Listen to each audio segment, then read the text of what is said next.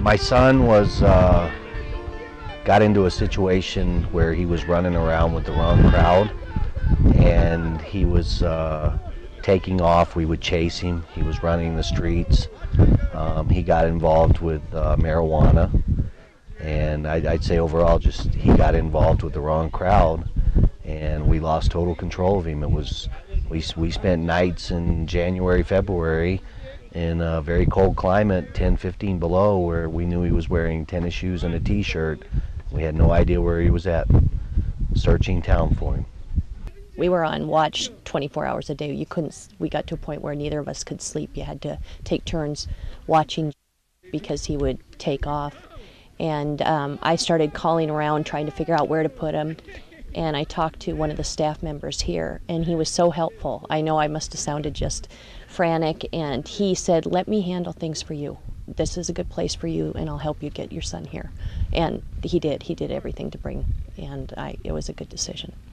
It was a real hard decision, but I was more concerned for his safety than anything.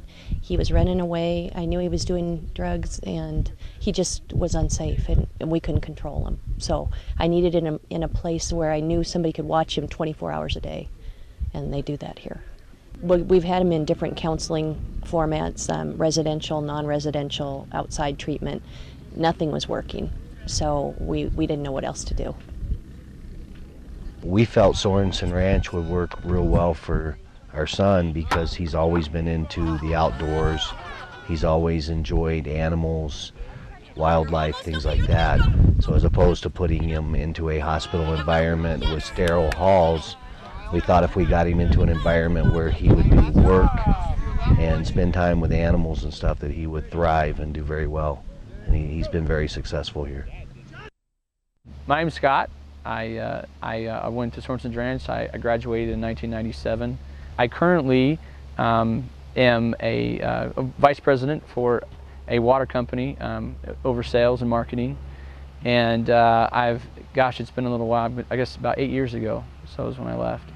I didn't consider myself a bad person or a bad kid.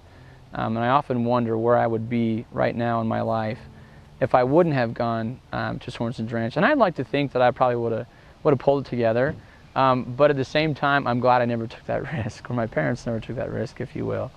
I wonder about that often. Before I came to the ranch, I was really rowdy, really crazy. Everybody knew me as the crazy kid or whatever that ran with the wrong crowd.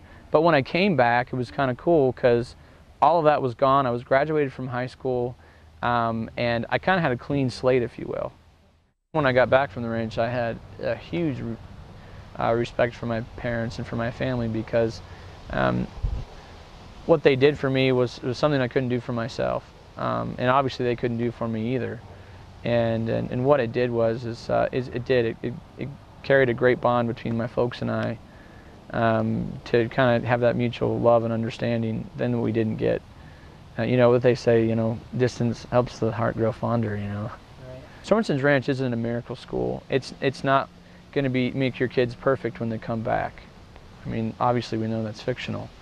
But if your kid has a desire to do somewhat good but is struggling in areas in their lives to where they can't find themselves, and they're making wrong mistakes because of it, but you know that they're good kids, and then they can become good people, then I think Sorensen Ranch is definitely the right choice and the right decision to make for your family and for your child.